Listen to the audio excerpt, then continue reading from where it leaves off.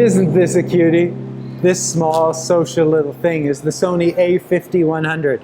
Who would want to have their picture taken with this thing? And it's very selfie friendly. But don't let that fool you. This little powerhouse packs some serious photo cred. I'm talking a 24 megapixel APS-C size sensor, just like a DSLR, interchangeable lenses from Sony's growing catalog of E-series glass. The electronic features make it easy and fun to use, and the full manual capabilities give you control when you need. The flip-up LCD is a touchscreen, but it doesn't work for the menu, and it doesn't rotate down. There's a tiny pop-up flash, but it works and tilts back for bounce. Guide number 4. The cover on the left side hides the card slot, micro HDMI, and USB connectors. USB is used to charge the battery. There's no charger with this kit. There's no flash shoe or mic input.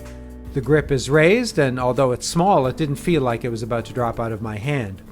All the controls are clustered on the right side, so you can pretty much shoot with one hand, perfect for a wrist strap instead of a neck strap. Let's shoot some photos. Lots of useful modes to help take photos in all kinds of situations. There are 3 auto modes: Intelligent, Superior, and Program, the original auto mode. There is a selection of scene modes, useful for specific situations where Program might have trouble or Superior doesn't easily identify the setting. Of course, there's full manual as well, for those occasions when conditions demand that aperture, shutter, and ISO are set before you start shooting, like a fashion show. Auto modes overexpose the brightly lit model in a dark environment. That's what happened in Program mode, but Superior Auto got a great shot with slightly different settings. Unexpected. Sony claims the autofocus on the 5100 is fast. It is. Out of hundreds of shots in burst mode at the show, very few missed focus. But it's the wealth of focus options that I find really impressive. This is single mode and center area. Point the square at what you want in focus, soft press the shutter button, compose, and press to snap. It's what I'm used to. It works well. The square changes to green to confirm focus. If it stays gray, it's not in focus. And there are 4 more focus modes: automatic, continuous, manual, and direct manual. Automatic focuses, and if the subject is in motion, it continues to focus. Great for movement in burst mode. In direct manual, half press the shutter for autofocus, and then fine-tune manually while holding the shutter. 5 area methods. Zone includes 9 areas. Flexible spot has 3 sizes, each of which can be positioned anywhere on a 19 by 17 grid. Trouble is, it's a bit of a menu dive to move it from shot to shot. In autofocus continuous with wide or zone, the phase detect points indicate the current focus. Then there's lock-on autofocus. But the menu is good at telling me something isn't accessible, but bad about fixing it. Lock-on AF only works in continuous AF. That information would be more useful than this warning. Even better, just make the change for us with an alert message. You also need to be in P, A, S, or M mode. After jumping through all of those hoops, the focus is fast, and it stays with the approaching train. And if you find those phase detect points distracting, you can turn them off. Don't overlook face detect as a focus mode. It works nicely with continuous AF, but even better with the lock-on AF. There's also IAF, which must be enabled on a custom key like the help button, but is not compatible with the continuous AF. Activate pre-AF to start focusing even before you press the shutter button. Manual focus provides expanded view with 3 durations, and 3 peaking levels with 3 colors, if you find that a useful focus assist. One more thing, the touchscreen does 2 things: focus and snap. Cool. What's really neat about this is that it works for video, making a very nice rack focus. Focus is not the only comprehensive and customizable capability. With default settings, this image doesn't seem to do justice to the morning sun shining on these trees in Toronto's High Park. We can add a little more color and warmth by using the creative styles like vivid, landscape, or sunset. Or we could change the white balance by leaving auto and using daylight.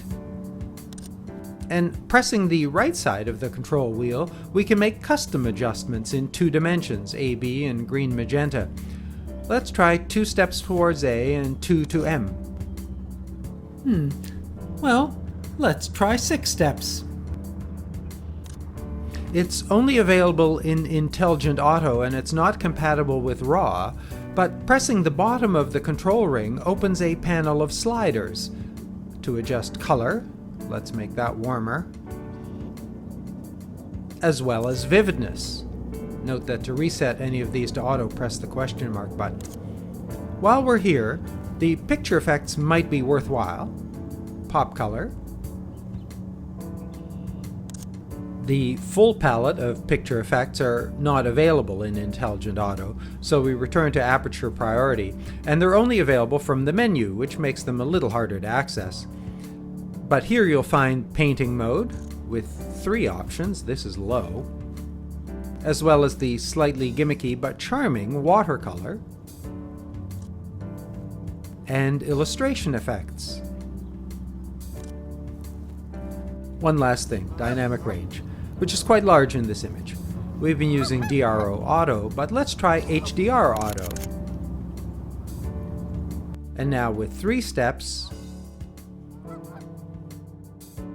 and with 6.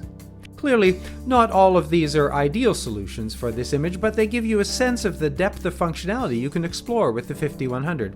Of course, if all else fails, you could take that RAW file into Lightroom and using some of Serge Romelli's tutorials for guidance, make your image pop. The kit includes the optically stabilized PZ 16 to 50mm lens, 3x motorized zoom. It's small and basic, but it is a good match and takes sharp images.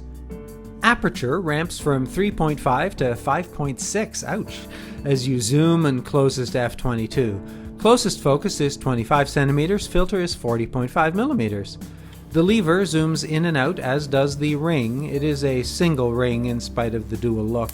When you switch to manual focus, the ring switches to focus. You can also zoom using the control around the shutter release. Most of Sony's lenses are not motorized. But there are now so many Sony and third-party E-mount lenses that just about everyone is satisfied. But of course, E-mount cameras were made famous by photographers using classic lenses with adapters. I wasn't unhappy with the kit lens, but the Zeiss branded 16 to 70 is my favorite. I don't know anyone who's a fan of digital zooms, but after playing with this feature on the 5100, I'm coming around. There are 2 settings, clear image and digital zoom.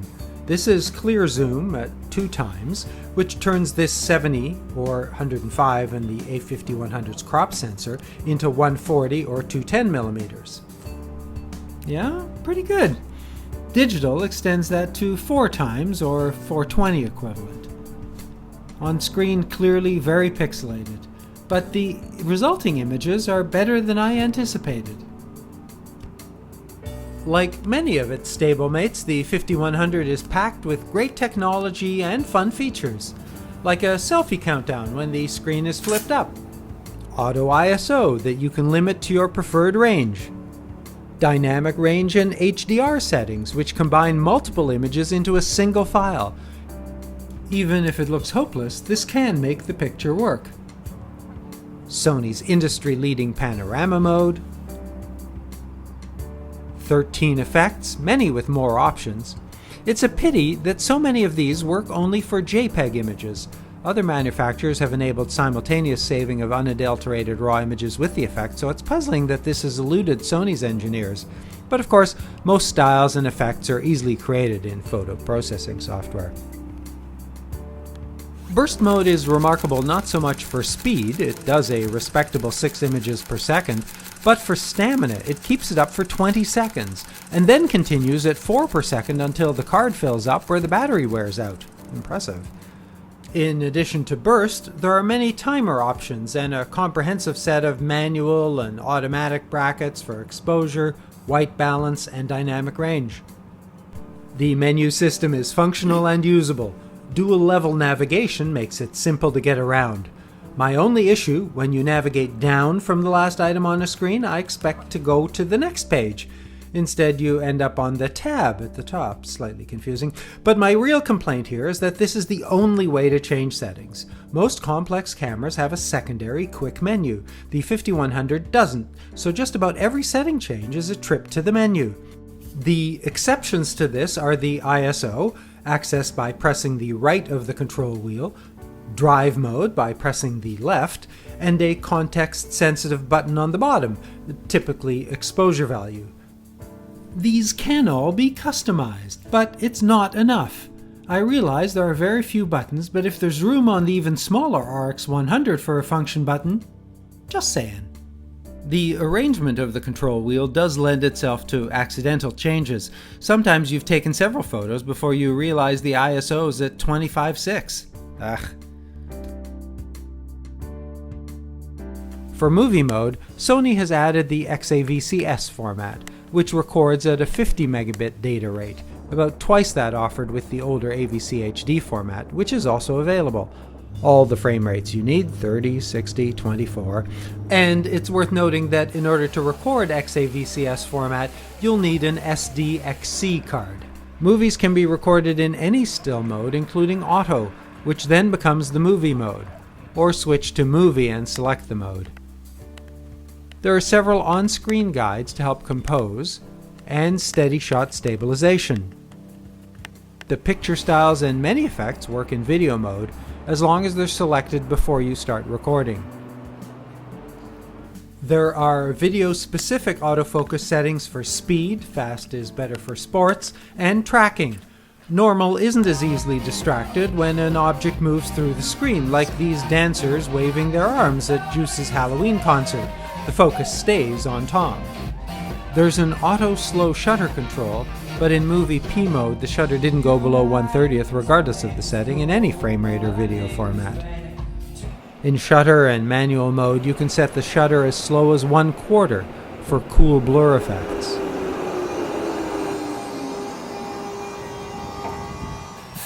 One zebra setting for judging exposure, use 70% to judge if white skin is properly exposed, or 100% to see overexposure. I prefer the histogram. No stills in movie mode and no expanded view, so focus peaking will be useful here. There's no audio in, no level control, but there is a wind noise setting. Audio quality is useful for ambience and better than average for music. Digital zoom works in movie mode, where the results might be even better than for stills.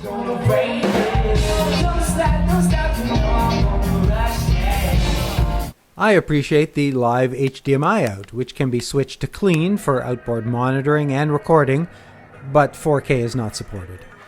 Switch to movie mode for 16:9 format and audio out on the HDMI. For playback, Sony provides much less functionality than the competition. You can view your images, check the details. I do wish you could see the actual file name instead of an arbitrary number, and play a slideshow. No retouching, RAW to JPEG conversion, red-eye removal, or other post-processing features. This smart camera supports Wi-Fi and apps. Connect your home network and use the internet to access the Sony store to download some free, some paid apps. Sony's library of apps keeps growing, but not all apps are available for all cameras. And the camera sets up its own ad hoc Wi-Fi network to transfer images to a smartphone using the Play Memories app or to a PC. You can also use the app as a remote control. How did they get all that stuff into this tiny camera? Well, it doesn't have a viewfinder. But personally, I wouldn't mind if it was a little bigger and included an ND filter, 4K recording or at least 4K HDMI output, and enough onboard memory to record a few 20-second bursts at high speed. Oh, and enough space for the quick menu button. Everyone wants to take great photos, but no one wants to compromise quality just to get a small, easy-to-use camera. After all, not everybody wants to get immersed in understanding and managing all of the technical photography details, but it's nice to know that if and when you do, those capabilities are there with the Sony A5100.